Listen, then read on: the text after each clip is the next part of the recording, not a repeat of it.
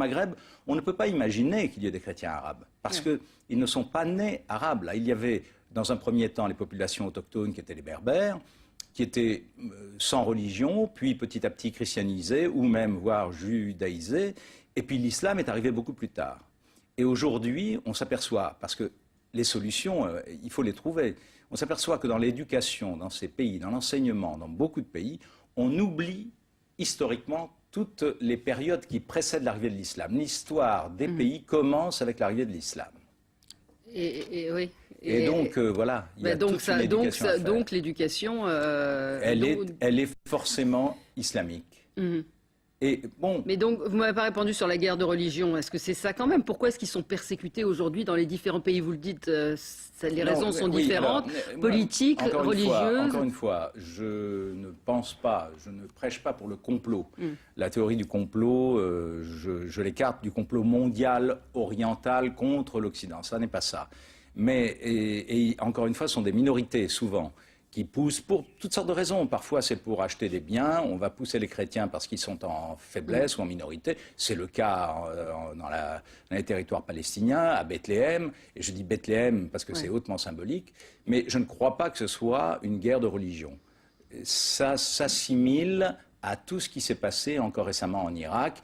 Et il y a une recrudescence très nette depuis le 11 septembre. Où là... ces fanatiques se sont sentis, et eux, ils n'ont pas besoin de prétexte, ils se sont sentis libres d'agir. Donc non, je ne crois pas aux guerres de religion. Marc Fromageau. Il faut faire attention aux mots. Si on dit guerre de religion, tout de suite, on jette de l'huile sur le feu. Par contre, clairement, si on constate la réalité de ce qui se passe, par exemple, au Moyen-Orient depuis 10 ou 20 ans, il y a une émigration des chrétiens qui est massive. Alors, comme on le disait tout à l'heure, bon, par exemple, prenons le cas de l'Irak, les principales victimes numériquement, ce sont les musulmans eux-mêmes, puisque c'est une guerre civile et c'est une guerre intra-musulmane, même entre chiites et sunnites. Mais le constat que l'on fait partout au Proche-Orient, c'est que les chrétiens s'en vont. Et alors, il n'y a pas forcément de volonté, les chefs d'État de tous ces pays-là ne se sont peut-être pas mis d'accord pour dire chassons les chrétiens, mais il y a une espèce de consensus pour dire débarrassons-nous des chrétiens. Et les chiites et les sunnites en Irak qui se détestent ont un point en commun, c'est leur désir de voir partir les chrétiens. Je connais un évêque en Égypte, l'évêque de Gizeh, donc près des pyramides, un lieu très touristique, qui dit sur le papier, enfin les statistiques, si on fait les comptes, dans 10 ans, il n'y a plus de chrétiens au Moyen-Orient. Alors lui, il croit qu'il y en aura encore, parce qu'il dit, bon voilà, ça ne peut pas disparaître comme ça. D'ailleurs, ce serait une perte pour les populations elles-mêmes, même pour les musulmans. Parce que les sunnites et les chiites, par exemple, ou au Liban, les chiites, les sunnites, les druzes, ne peuvent pas vivre ensemble sans les chrétiens. Quand il y a un village où il y a des chrétiens, il peut y avoir des sunnites et des chiites ou des druzes, mais quand les chrétiens ne sont plus là, on retrouve des communautés mono-religieuses, donc uniquement des sunnites, uniquement des chiites, uniquement des druzes, par exemple. Oui, ça, donc ça serait une grosse perte pour les populations locales. Au Liban, mais pas en Égypte. Au Liban, oui, ils sont le tampon, ils sont les médiateurs au Liban. Mais est-ce qu'il y a des pays où les chrétiens pourraient totalement disparaître? Sans que ça change l'équilibre du pays, en tous les cas dans l'hypothèse qu'en font les habitants aujourd'hui. En Égypte, je pense en Irak. Mais non, mais parce que ça fait partie de l'origine, de l'histoire du pays.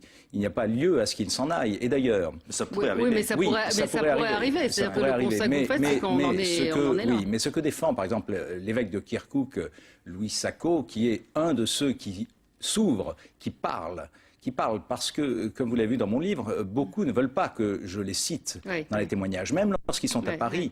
Il y en a un qui est vraiment un ami et qui pourtant est dans un pays laïque comme la Syrie. Il m'a demandé de ne pas le citer. Et il me parlait aussi pour les chrétiens d'Irak, etc. Mais en fait, les religieux orthodoxes, coptes orthodoxes. Alors j'essaie de simplifier parce que vu d'ici, lorsqu'on parle des Chaldéens, des Nestoriens, etc. On va en méconnaissance. Mais parlons de la grande communauté chrétienne d'Orient. Il faut aussi savoir faire la part des choses. Je dirais qu'il faut tenir compte d'un coefficient d'exagération locale aussi. Alors, parce que des exemples, on vous en cite sans arrêt. Ça n'est pas pour amenuiser, pour réduire, pour minimiser les atteintes aux chrétiens. Mais c'est vrai que, prenons le cas de l'Égypte, oui, prenons des cas concrets. parce qu'il y a les droits de l'homme et il y a les droits de la femme. Et on arrive à la journée de la femme, on peut en parler. C'est-à-dire que ça commence par les femmes. Il y a des femmes qui sont enlevées. On va être obligé de s'interrompre parce que c'est l'heure du journal, je suis désolée, c'est souvent comme ça que ça se passe. On s'interrompt et on reviendra des droits des femmes. À tout de suite après le journal.